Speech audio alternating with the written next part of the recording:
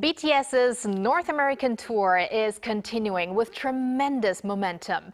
Following their explosive concerts in Mexico, performances are now underway in the U.S. at Stanford, with even greater anticipation building for their upcoming Las Vegas shows. Now today, we're joined by David Kim, content creator and adjunct professor at Kyungil University, to discuss the atmosphere surrounding BTS's North American tour and the reactions from global fans. Welcome back, David. Hello, David. Hello, glad to be back. All right, David, let's first talk about the recent big event in Mexico. Apart from the concerts, there were some 50,000 or so fans gathered at the presidential palace, at the plaza in front of the palace, and BTS was accompanied by the president herself, Claudia Sheinbaum. So please tell us about the atmosphere and, how this North American tour is unfolding. Yes, I remember when I first saw the scene myself in front of the presidential palace, I thought it was AI. I couldn't believe the scene. I was rubbing my eyes. And when I actually learned that 50,000 people gathered with a short notice, they were only given notice for 5 hours, I couldn't believe what I was seeing. But it's truly an honorable and a very culturally significant event, I would say. Also, I think BTS has already positioned themselves as a very historic global cultural phenomenon. But not only that, I think they've transcended into more of a diplomatic and also national level guest and celebration themselves too. We can just see this as the treatment President Claudia Sheinbaum has personally welcomed BTS herself. She welcomed the 7 members into the palace, and then she walked them through the whole palace and showed them the balcony, and then, they were out there in front of their fans, and 50,000 people were just waving for them and chanting for them. So the level of treatment and the level of respect that they got was definitely like a state level event, I would say. And I would say not only in like the honorable sector, but in the commercial sector as well too. If you just see the numbers, over 2.1 million fans queued online via Ticketmaster, while the capacity was only 150,000. So I feel sorry for a lot of those fans, but yeah, the numbers itself just prove that their popularity is crazy in Mexico at the moment. On top of that, after all of these events happening, we actually got some diplomatic results as well too, as President Lee Jae-myung also called with President Claudia Sheinbaum and promised that he would actually visit Mexico City in the near future, which is in 10 years in counting. So it's a very big, I would say, connection between the two countries, and BTS is doing this all single-handedly. Yeah. Wow. Speak of a BTS effect here. Exactly. And speaking of a BTS effect, thank you for the segue there. So reports are suggesting that the Mexico concerts are driving the economic and cultural boom. Now, I reported a little bit on this last week on K-Answer, but why do you think Mexican fans responded so passionately, as you saw on the videos there, to BTS? Yeah, so as you mentioned, the economic effect, I think to provide a little bit of stats there, more than 107.5 million US dollars were generated, and 30 million almost poured directly into the local hospitality, tourism, aviation, and retail sectors. So I'm sure the Mexican locals are very, very happy about that financially. But not only that, you can just feel the craze because, like as I mentioned before, not a lot of people were able to get those tickets, only 150,000. So actually 35,000 to 40,000 fans stayed every single day in front of the stadium outside the gates just to hear the sound and the live singing together. On top of that, I would say you asked why the Mexican fans are over the top and like super passionate about this. I would say that the Mexicans themselves are already a very joyful and very passionate, culture as well. But on top of that, I would say like BTS lyrics have some parts that hit hard to the Latin American culture, including messages of overcoming systematic adversity or just mental health and self-love. So it just relates a lot to the Mexican audience, I would say. Yeah. Very interesting. Now let's move over to Stanford, where the concerts are underway, probably as we speak. So how are fans responding over there? And Do you feel any difference in the atmosphere compared to Mexico, for instance? Yes, so everywhere all around the world, ARMY is always super passionate. So yeah, as you said, it's going on right now. I've seen some videos right before I came in, and the crowd looks crazy. But one thing to note is that the merch madness and the lining up is actually crazy. So apparently over 1,000 fans camped at the campus days before lines officially opened, and individual fans spent up to 700 USD on merch alone. So that's the equivalent price of a VIP ticket. So you can just say that all the fans that went there spent the equivalent of a VIP ticket. That's crazy. There was record-breaking attendance as well too. They pulled a combined 150,000 attendees over 3 sold-out nights on Stanford Stadium, and that officially outdrew the Taylor Swift record as well too in that area.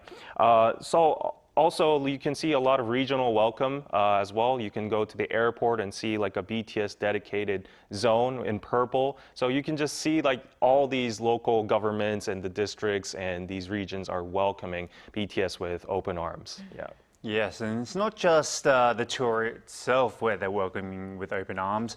Obviously, the big factor is the album that is named, after the tour, or the tour is named after the album. It's just maintaining this impressive long-term success on major international charts. We often report on it as well. In your words, how significant is this album's global popularity? I think the numbers just prove the popularity itself. I think it's a good time to do a midterm check because the album has been released out for a while and the world tour is going on. So right now, currently on Billboard Top 200 for the albums chart, Arirang has been maintaining a gravity-defying grip of the top ranks for 7 consecutive weeks. They're still currently sitting firmly at number 7 after charting number 1 for consecutive weeks as well. On Spotify Global, they skyrocketed back to number 1 on the weekly top albums global chart. We have the title track Swim holding strong at number 30 at the Billboard Hot 100. So you can see all these numbers, they're very strong even after their comeback, and the significance is that they're competing in a highly competitive Western-driven market with a lot of big names that a lot of the Western public loves, and BTS traditionally doesn't really, they are from Korea, so it's just an amazing accomplishment that they're competing neck on neck with these global superstars as well too. That is impressive. And you know what I also found impressive is that Jungkook, one of the members of BTS, has been featured in an American elementary textbook. So how cool is that? So it kind of feels like K-pop and even BTS is kind of embedded in US culture. Is that true? What would you say? Yeah, so when I saw the textbook and the caricature and the characters, it was very cute, and I was very proud myself to the fact that he was in a textbook. And you see the other figures that are also in the textbook, which go on with the list like Taylor Swift, Ronaldo, Messi, Selena Gomez, top stars all over the world. So it definitely shows you that Asian representation is now growing thanks to BTS especially. In the past decades, a lot of my Asian American friends would say that they felt left out or they felt like being Asian was less cool, but thanks to BTS now, they show a lot of representation in the media, now even in the textbooks. So the atmosphere has definitely changed, and I got a lot of questions on why it's specifically Jungkook. And that's actually what I was going to ask you. Yeah, so definitely he's the golden maknae. He's very talented. He had a relatively very successful solo career, and yeah, I think he's just the perfect fit for the textbook. Yeah. Congrats to Jungkook. Yes, indeed. So. Kind of going back to the tour a little bit, I mean, this tour is spanning many continents itself, across many cities as well. But, we can't go to every city or even some small cities. What factors typically determine a BTS concert location? Yeah, I would say that it's very meticulously calculated because I do see a lot of complaints from a lot of fans around the world. Why don't you come to my city, my city? But unfortunately, it's very, very calculated through big data. So you can track precisely geolocated data from systems like Spotify, Apple Music, on where the streaming density is. You can also go on platforms like Weverse, their own internal one, and see where the global users are all very highly densely populated. So they use that as a first indicator, and then they go on to like obviously the venue infrastructure. So BTS being BTS, they fill stadiums. So obviously you would need high-grade stadium capacity, over 50,000 people, and also they are utilizing the 360 production set right now. So without those kind of infrastructures, it would be hard to actually pull off a high-quality stage. So those are the two factors, and I think personally the most important top priority would be